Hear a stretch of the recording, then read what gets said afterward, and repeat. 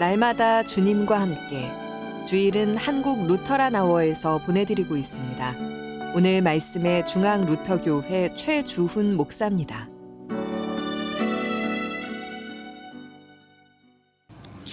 사순절 첫째 주일 함께 묵상할 말씀은 예수님이 40일 금식하고 광야에서 시험받은 사건입니다.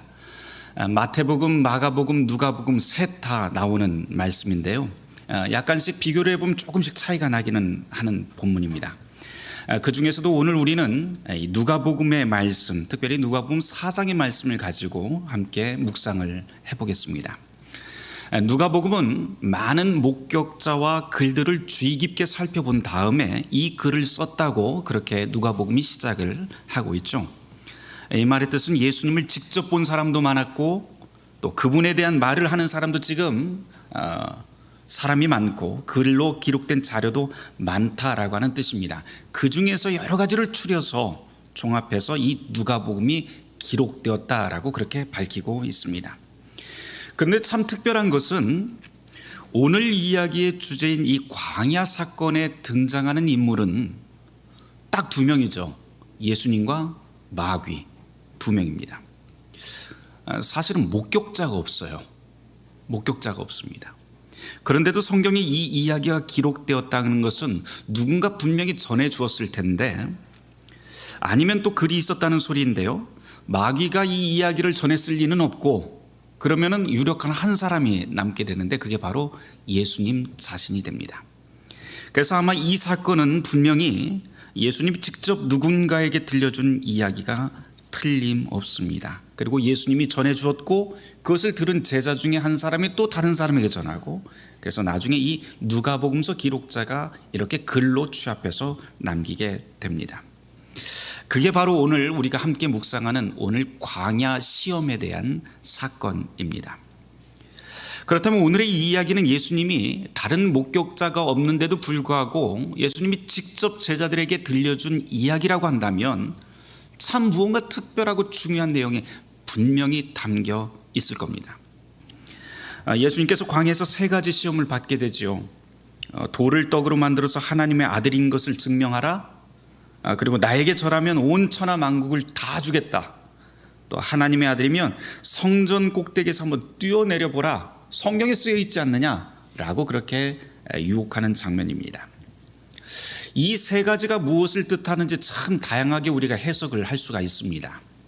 그런데 전체적으로 누가 이야기를 하든지 간에 근본적인 공통점이 한 가지 있는데, 그것은 이 세 가지의 유혹은 사람이 살아가는데 필요한 가장 중요한 문제들이다, 이렇게 해석을 하곤 합니다. 돌을 떡으로 만들어 허기를 채우라고 하는 이 시험은 우리 육체와 관련된 유혹이고요. 또 절하면 만천하를 다 주겠다라고 하는 것은 우리가 사회적 관계 속에서 일어나는 무언가 성취를 하는 그런 일들을 뜻합니다. 그리고 성전 꼭대기에 올라서서 하는 것은 다른 말로 하자면 영적인 문제라고도 우리가 이야기할 수 있을 것 같습니다. 이 세 가지 유혹에 관련돼서 루터의 용어를 좀 빌어서 좀 이야기를 해본다면, 돌을 떡으로 만들어주겠다라고 하는 것은 나 자신 그리고 내 가족들, 내 혈연으로 이어져 있는 이 혈연 공동체를 뜻하고요. 또 세상 온 천하를 주겠다고 하는 것은 직장 또는 일터 또는 우리가 만나는 그 정치적인 관계까지 표현하는 그런 정치 사회 공동체, 그리고 성전 꼭대기에서 뛰어내리라고 하는 것은 교회로 표현되는 영적 공동체 안에서 일어나는 모든 유혹을 뜻합니다. 그리스도는 이 세 가지 삶의 자리, 혈연 그리고 정치 사회 그리고 영적 공동체라고 하는 이 세 가지 삶의 자리 한가운데서 살아갑니다. 가족, 사회, 교회의 일원으로 살아간다는 것이죠. 단, 이 세 가지 삶의 자리는 그 자체로 전혀 악하지 않습니다. 왜냐하면 모두 다 하나님께서 우리에게 주신 삶의 자리이기 때문이죠. 우리는 그 안에서 우리의 생명을 아름답게 보존하고 가꿔야 될 책임이 있지, 이것을 멀리 해야 될 이유는 하나도 없습니다. 다만 오늘 이 성경 말씀에서 문제가 되는 것이 있는데, 그것은 우리가 그 안에 살면서 어떤 태도로 사는가라고 하는 것을 문제 삼고 있습니다.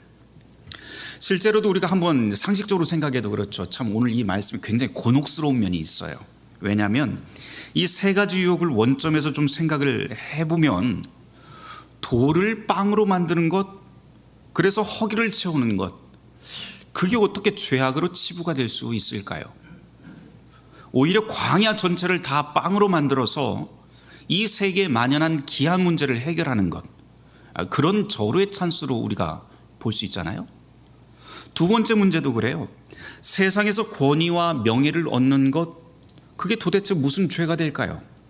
그렇게 따진다면 뭐 대통령, 정치 지도자, 기업체 사장, 학교 교장, 사회복지를 책임지는 복지관장 등등 다 저절로 모두 악한 사람일까요? 이건 상식적으로 말이 안 되는 말이죠. 세 번째 유혹도 문제가 있어요. 하나님의 아들을 만천하에 보여주고 증명하는 일, 그게 악한 일일까요? 아니요, 그렇지 않죠. 오히려 그 반대가 맞죠. 오히려 하나님의 아들이 이 땅에 오셨다라고 하는 것을 온 천하에 알리는 것, 그게 선교의 궁극적인 목적이잖아요. 그러니 그렇게만 생각을 한다면 이 세 가지 이야기들은 사실 유혹이나 시험으로 볼 수가 없게 됩니다. 그렇다면 무엇이 문제일까요? 누가복음은 왜 이렇게 애매한 이야기를 우리에게 남겨줬고 예수님은 왜 이렇게 애매한 이야기를 제자들한테 굳이 들려주셔야만 했을까요? 우리는 이 두 가지를 좀 찾아보려고 합니다. 우선 이 시험 이야기를 다른 복음서와 좀 비교해서 좀 읽어보면 좋을 것 같아요. 마태, 마가, 누가에 다 나온다고 제가 여러분에게 말씀을 드렸는데요.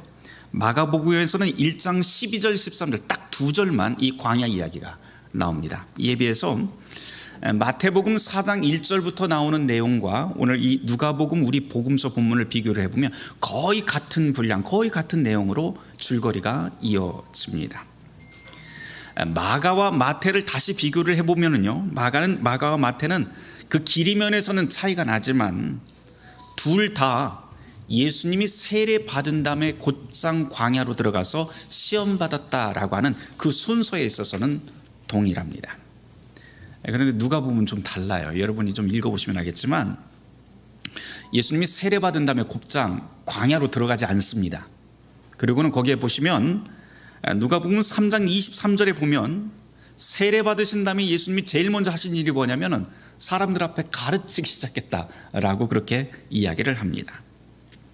그래서 어떤 분들은 이렇게도 해석을 하시더라고요. 예수님이 설교를 했는데 세례 받은 다음에 설교를 했는데 사람들이 설교를 잘 안 들어서 예수님이 화딱지가 나서 광야로 들어가서 금식하시고 기도하셨다, 이렇게도 해석하시는 분도 제가 보았습니다.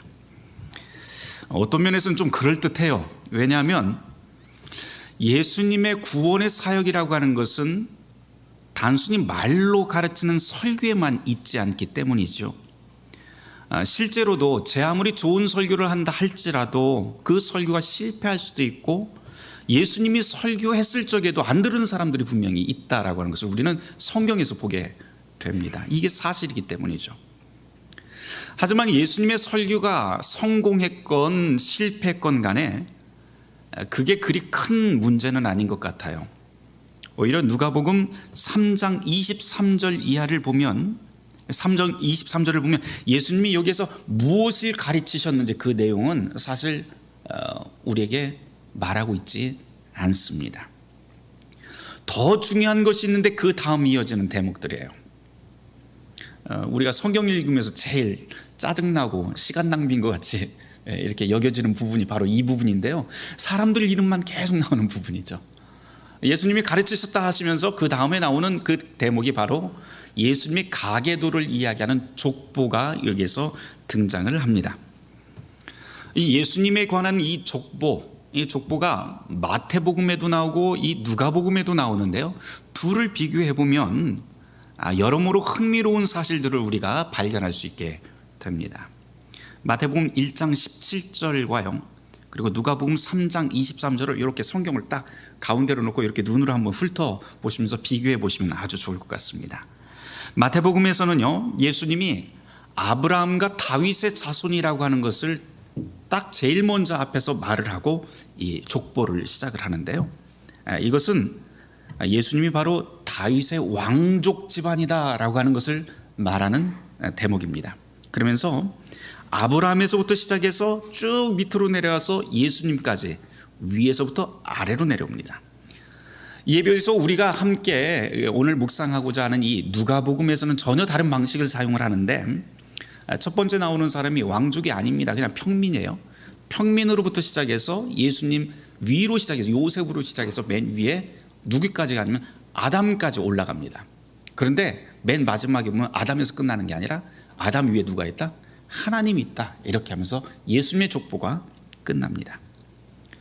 족보를 설명하는 방식에서 말하고자 하는 의도가 있는데요, 그것은 마태복음에서는 예수님은 유대인의 정당한 왕족이고 왕이다 라고 하는 것을 강조합니다.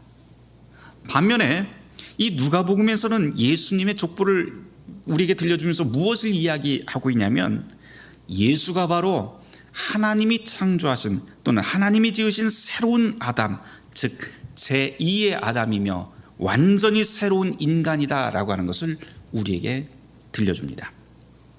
이 족보와 관련해서 마태복음과 누가복음의 결정적인 차이가 또 하나 있는데요, 앞서 잠깐 언급을 했지만 이 위치상의 문제가 좀 있어요. 마태는 예수님의 족보를 마태복음 1장에 맨 첫머리에 딱 던져놓고 시작을 합니다. 유대인의 왕이야 라고 하면서 시작을 해요. 근데 누가는 어디에 둬요? 이 예수님의 세례와 그리고 광야 사건, 이 중간에다 딱 끼워 넣습니다. 누가복음은 왜 도대체 다른 복음서들처럼 그냥 세례 받은 다음에 광야로 가지 않고 그 사이에 족보라고 하는 것을 끼워 넣었을까요? 그것도 마태복음과는 전혀 다르게 아담과 관련된 그런 족보를 끼워 넣은 이유가 무엇일까요?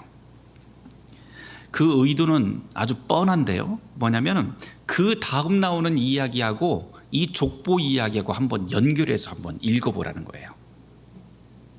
이 족보에서는 아담 이야기가 나왔으니까 광야에서 예수님은 아담하고 어떻게 다른가 한번 비교를 해보라는 그런 의도가 여기에 있습니다. 이 누가복음의 의도대로 한번 우리가 성경을 한번 읽어보죠. 아담과 예수님 둘 다 유혹을 받습니다. 시험을 받아요. 그런데 무엇이 다를까요? 우선 유혹의 환경이 완전히 다릅니다. 아담이 시험 받을 적에 그 유혹의 환경은 어디였어요? 모든 것이 완벽한 에덴 동산이었죠. 지상 낙원이라고 하는 에덴 동산에서 아담은 유혹을 받습니다. 예수님은요, 모든 것이 결핍되고 황량한 광야에서 유혹을 받습니다. 아담은 풍족하게 누리고 있다가 유혹을 맞게 되지만 예수님은 40일 동안 줄인 상태에서 완전히 연약한 상태에서 유혹을 만나게 됩니다. 유혹의 질과 양도 다르죠. 아담에겐 단 한 번의 유혹이 찾아왔고 그 시험은 선악과를 먹지 말아야 하는 것이었는데 아담은 배고픈 상태가 아닌데도 불구하고 거기에서 굴복하고 맙니다. 예수님은 어때요? 40일 동안 굶은 상태에서 아주 연약한 상태에서 유혹을 만났는데 이겨냅니다. 자, 누가복음은 우리에게 이 말을 물어봐요. 이렇게 질문해요. 여러분, 첫사람 아담과 두 번째 사람 예수 둘 중에 누가 더 나은가요? 뭐 답은 뻔하겠죠. 그러면서 아담 같은 우리 모습에서 출발해서 아담 같은 우리 모습에서 출발해서 예수 같은 인간상으로 계속해서 우리가 거듭나야 된다고 하는 것을 누가복음은 이렇게 우리에게 말합니다. 예수와 아담을 비교하다 보면요, 우리가 참 아담을 닮았다는 걸 계속해서 깨닫게 돼요. 우리는 아담처럼 참 연약하죠. 그래서 우리는 첫사람 아담처럼 굴복해서는 안 되는 곳에서 굴복하고 굳건히 서 있어야 할 곳에서 구부립니다. 하지만 누가복음은 첫사람 아담의 이야기로 끝내지 않고 두 번째 아담에게 우리의 시선을 돌려놓습니다. 두 번째 아담, 즉 완전히 새로운 인간 예수, 그분은 첫사람 아담과 달리 서야 할 곳에 서고 그리고 굴복해야 될 곳에서, 굴복하지 말아야 될 곳에서 당당하게 섭니다. 그렇게 두 번째 아담인 예수는 시험을 이기십니다. 그리고 그분이 시험을 이긴 방법을 보면 세 가지의 그 방법 가운데 세 가지의 유혹을 계속하면서 예수님이 공통적으로 드러내는 부분이 있어요. 그것은 바로 하나님에 대한 믿음이 있었다라고 하는 것을 들려줍니다. 그러면서 연약한 우리도, 아담처럼 연약한 우리도 예수님처럼 하나님에 대한 믿음을 가지고 살아야 된다라고 하는 것을 들려줍니다. 예수님께서 누군가에게 이 이야기를 처음으로 들려주실 때 바로 이 점을 강조했을 거예요. 하나님에 대한 믿음, 우리가 어디서 무엇을 하든 우리의 심장을 하나님께 걸고 살아야 된다라고 말입니다. 바로 이것이 광야 시험 기사에 담긴 가장 중요한 메시지가 됩니다.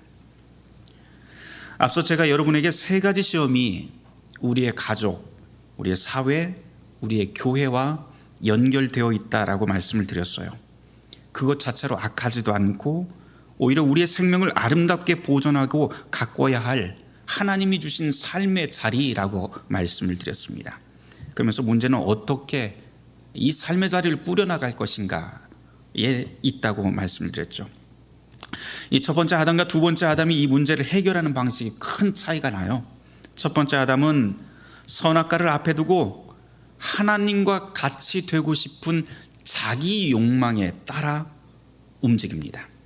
그러나 예수님은 자기 욕망보다도 하나님의 뜻을 더 높은 자리에 올려놓고 더 귀하고 높은 자리에 올려놓습니다. 세 가지 유혹이 모두 다 같은 방식으로 예수님이 이겨내죠.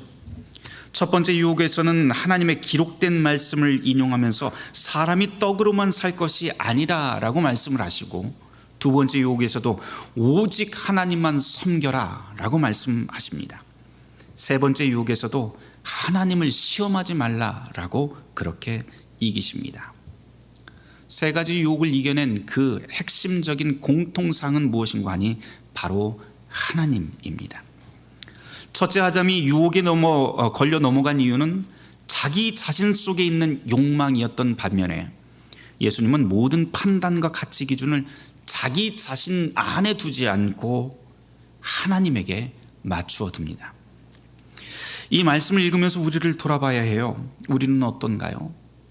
우리의 가족, 우리의 직장, 사회적인 관계, 그리고 교회 생활, 우리는 무엇을 위해서 어떤 기준으로 지금 살아가고 있습니까? 내 가족, 내 사회적 관계, 그리고 교회, 잘 살고 잘 되는 것 매우 중요합니다. 그것이야말로 하나님께서 우리를 향해 원하시는 하나님의 뜻이기 때문이에요. 하지만 더 중요한 건 이 모든 삶의 중심 한가운데 누가 자리 잡고 있느냐라고 하는 것입니다. 우리 삶의 가치 기준, 삶의 우선순위가, 삶의 시금석이 어디에 있는지 우리가 돌아봐야 됩니다. 사실 오늘 복음서 말씀은요, 하나님에 대한 믿음이 없이 읽으면 정말 허망한 이야기예요. 정말 그래요. 이해할 수 없는 이야기예요. 그냥 내 가족 행복하고 직장에서 승승장구하고 그냥 종교생활 건강하게 잘하면 그만이지 뭐 그리 복잡하게 내 가치 기준이 어떠느니, 내 삶의 기준이 어떠느니 이런 말 할 필요 없잖아 라고 말입니다. 주님께서는 바로 그렇게 생각하는 제자들에게 정색하시면서 이 말씀을 들려주지 않았을까요? 하나님이라고 하는 삶의 기준이 흐트러지는 순간 우리의 모든 것이 첫 아담처럼 흔들리게 될 것이라고 하는 걸 주님은 이 이야기를 통해서 들려주십니다. 여기서 한 가지 더 제가 좀 언급을 해야 될 것 같아요. 오늘 말씀을 쭉 읽어보면요, 예수님이 성령의 충만함을 입어서 요단강에서 돌아오셨다라고 한 다음에 바로 그 성령에게 이끌려서 마귀에게 시험받았다라고 말씀을 시작을 해요. 이거 마태, 마가, 누가 다 똑같아요. 게다가 이 시험 기사의 마지막 구절인 누가복음 4장 13절을 보면 더 이상한 부분이 한 가지가 있는데, 예수님이 시험을 이겼잖아요. 그런데 뭐라고 거기 써 있냐면 마귀가 얼마 동안 떠났다 이렇게 되어 있어요. 무슨 말이에요? 잠깐 떠났다는 말이니까 다시 올 수 있어 라고 하는 그런 가능성을 그냥 열어놓습니다. 참 이상하죠. 우선 우리 생각에 성령 충만하면, 그리고 성령의 이끌림을 받는다면 늘 우리에게는 어떤 좋은 일만 생기고 감사한 일만 생겨야 할 것 같은데, 성경은 오히려 완전히 거꾸로 이야기를 해요. 성령 충만한 예수를 바로 그 성령이 마귀의 시험이 가득한 광야로 이끌어갔다라고 말입니다. 이게 누가복음 4장 1절 말씀이잖아요. 게다가 예수님 같은 분에게도 이런 시험이 계속된다고 하는 걸 보면, 우리에게 신앙이라고 하는 것은 계속해서 매일매일 지켜나가야 되는 것이지 한 번에 딱 완성되는 게 아니다라고 하는 것을 또 깨닫게 됩니다. 그럼 어떻게 우리의 신앙을 매일매일 그렇게 지켜나가야 할까요? 하나님에게 심장을 걸어놓고 산다는 건 또 어떻게 사는 것을 말하는 것일까요? 가족과 사랑하면서 살되 하나님의 말씀을 가까이 하고 그리고 기도하면서 사셔야 합니다. 그러나 그 신앙의 삶이 우리의 가족, 내 핏줄에게만 그렇게 한정되지 않도록 우리가 유념해야 돼요.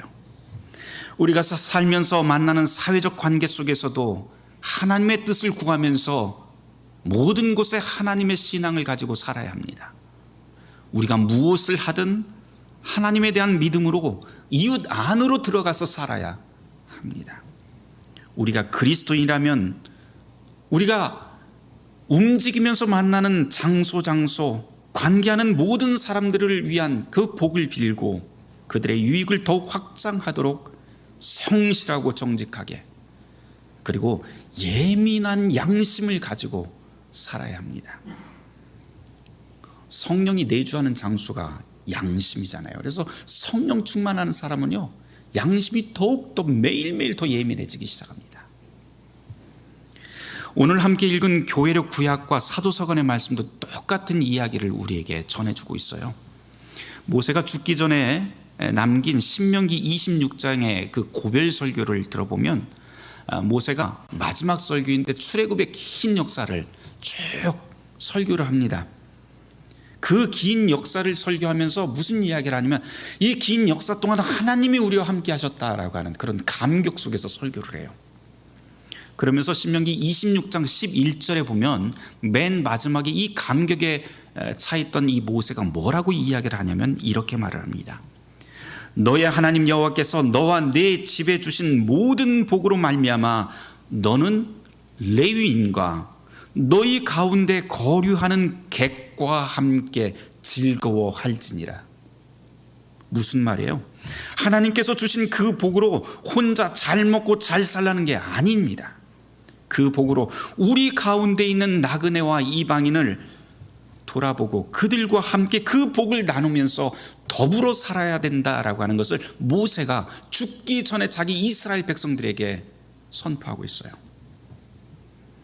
같은 방식으로 로마서 10장 11절도 이런 말씀을 우리에게 들려주죠. 누구든지 예수를 믿는 자는 부끄러움을 당하지 아니하는데 유대인이나 헬라이나 차별이 없고 그분이 모든 사람의 구주가 되신다라고 하는 것을 로마서 10장에서 우리에게 또한 들려주고 있습니다. 우리가 예수 믿는 이유가 바로 이것이에요. 나 혼자 잘 살겠다고 하는 게 아니라 더불어 잘 살자, 하나님의 뜻을 이루면서 함께 살아가는 세상, 하나님의 뜻이, 하나님의 나라가 이 땅에 임하도록 우리가 살아가자라고 하는 것이 바로 예수를 믿는 이유입니다. 우리는 늘 자기 자신을 중심으로 살다가 시험에 쓰러집니다. 하지만 주님은 시련 가운데서, 그 황량한 광야 한가운데서도 이기는 법을 우리에게 알려주십니다. 가족과 사회 안에 살아가면서 저와 여러분이 그리스도인이라고 하는 사실을 잊지 않기를 바랍니다. 무엇을 하든 말씀과 기도, 그리고 성찬을 통해서 하나님의 뜻을 우리 안에 예민하게 되새기되, 그것이 바로 우리가 살아가는 삶의 자리에서 하나님께서 우리에게 주신 시험을 이기는 무기라고 하는 것을 기억합시다. 그리고 그 힘으로 우리가 그리스도인이라고 하는 것을 드러내되 주님이 십자가와 죽음을 통해서 세상을 먹이는 성찬이 되신 것처럼 우리의 교회가 세상을 먹이고 살리는 거룩한 밥이 되길 바랍니다. 우리가 살아가는 세상 곳곳에서는요, 여전히 하나님의 도움이 필요한 곳이 허다합니다. 전쟁과 폭력의 현장인 우크라이나, 미얀마, 아프가니스탄 같은 곳도 있고 IT처럼 재해로 여전히 복구가 어려운 나라도 있습니다. 가깝게는 지금 산불이 일어난 울진, 삼척, 강릉도 우리의 도움이 절실히 필요합니다. 우리가 함께 기도하고 힘써야 할 곳들이 이렇게 아주 많습니다. 사랑하는 성도 여러분, 우리는 사순절이 되면 늘 기도, 절제, 나눔 이 세 가지를 강조합니다. 이 세 가지가 단순히 우리 입에서 또는 1년에 한 번 되뇌는 그런 말장난이 아니길 바랍니다. 바라기는 오늘 함께 나눌 이 성찬 가운데 이 기도, 절제, 나눔을 스스로 결단하고 도움이 절실한 이웃에게 한 걸음 내딛는 거룩하고 복된 시간이 되길 주님의 이름으로 축원합니다. 모든 지각에 뛰어난 하나님의 평강이 그리스도 예수 안에서 우리의 마음과 생각을 지키실 것입니다. 아멘. 오늘의 말씀을 두고 잠시 묵상하도록 하겠습니다.